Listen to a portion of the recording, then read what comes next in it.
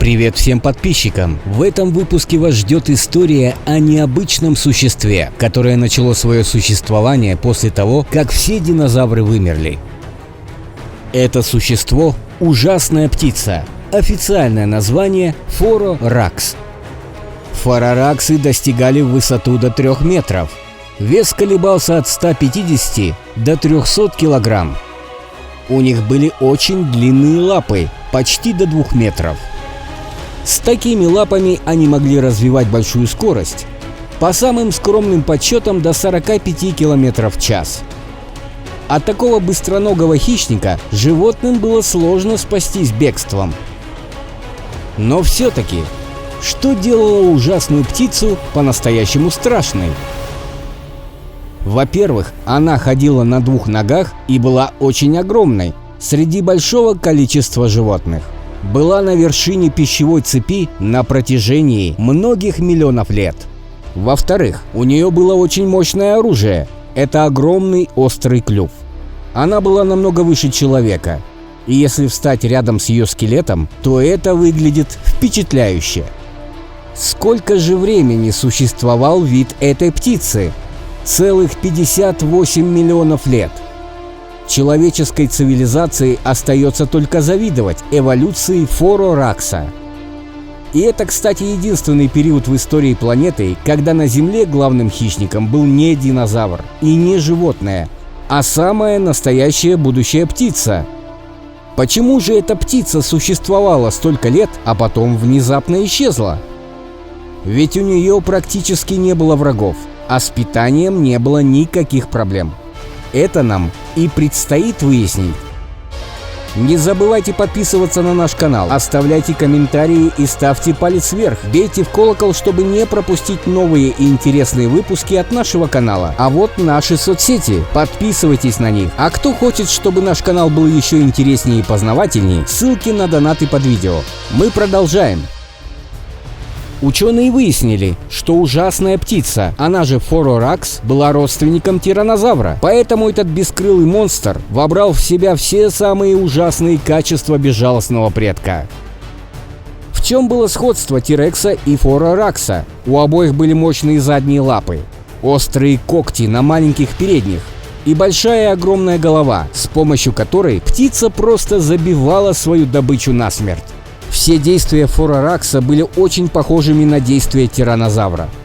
Всего одним чудовищным ударом своего клюва птица могла сбить с ног даже такое животное, как первобытную лошадь. Почему же вымер очередной царь животного мира? Примерно 5 миллионов лет назад на Земле начали снова происходить климатические изменения. Главную роль в этом играли вулканы.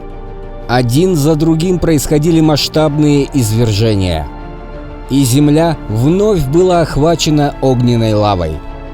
Места, в которых бушевал океан, превратились в острова, и некоторые из них стали переходом с одного континента на другой.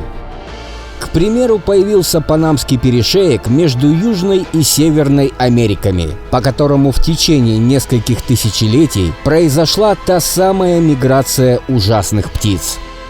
В итоге в обеих Америках стали господствовать форораксы. Северная Америка была буквально переполнена потенциальной добычей, и ужасным птицам жилось вольготно, их популяция процветала.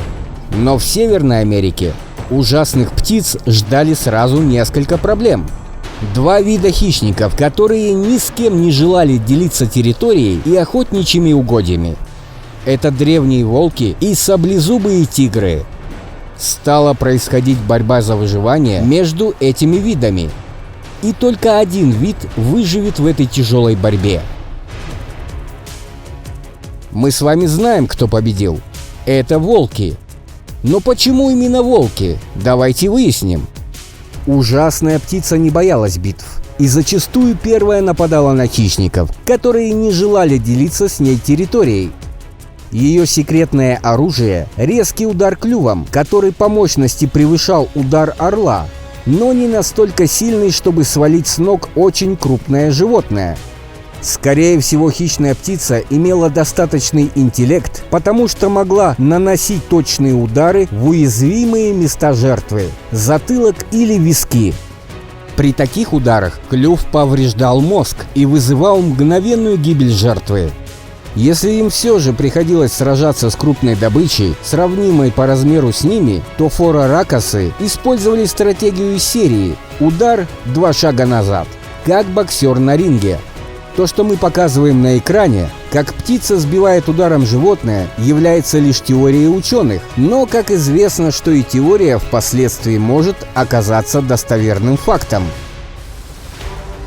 Помимо активной охоты, фороракос мог быть падальщиком, своим внушительным клювом отгоняя от падалей других животных. Многочисленные исследования с каждым годом делают этого хищника не таким уж и внушительным и непобедимым. Фороракосы охотились в одиночку, и это были большей частью самцы, так как удел самок был вынашивать яйца и воспитывать потомство. Все как у домашних птиц.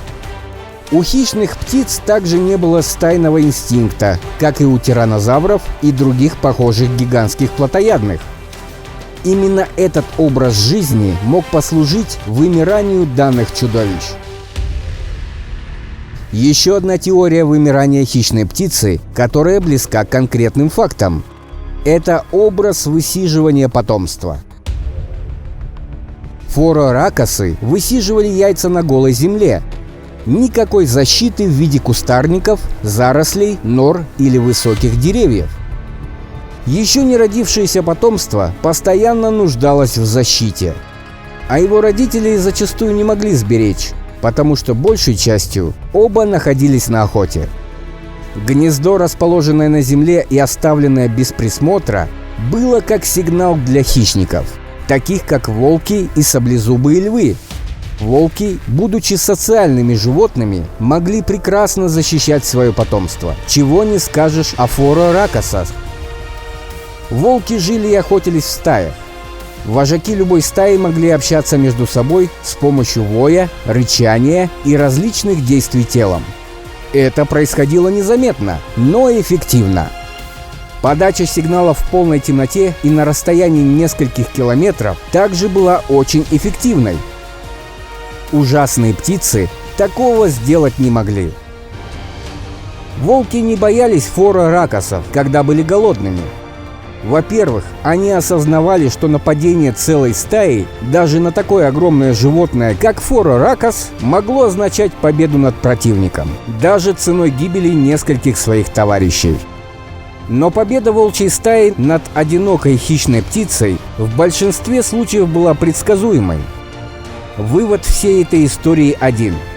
Хищники-одиночки не могли соперничать с социальными группами плотоядных. Постепенно, но неизбежно, такие животные вымирали. Вымирали целые виды, потерпев поражение перед мощными социальными слоями животных. И хочется задать вопрос: кто из них был сильнее – волки, саблезубые львы или хищные птицы? Возможно, что волки и в то далекое время, и в нашей современной жизни были больше приспособлены к выживанию и легко адаптировались климатически и социально. Поэтому мы можем их видеть в наше время, жить рядом с ними и наблюдать за ними, за их повадками, изучать их привычки и образ жизни. Конечно, если бы ужасная птица не вымерла и жила бы в наше с вами время, то мы узнали бы еще больше о интересной эволюции фороракосов. Ученые высказали свое предположение, что хищные птицы из-за изменения климата и неравной борьбы с другими хищниками могли эволюционировать в более мелкие особи, вплоть до размеров курицы. Но такая теория наводит на мысль, что эти мелкие особи не смогли бы долго прожить в окружении больших хищников. Ну а мы благодарим всех, кто досмотрел этот выпуск до конца. Подписывайтесь, ставьте палец вверх и оставляйте комментарии на тему доисторического мира нашей Земли. И, конечно, не забывайте нажимать на колокольчик, чтобы первыми увидеть или не пропустить новые и интересные выпуски от канала «Реальное нереальное».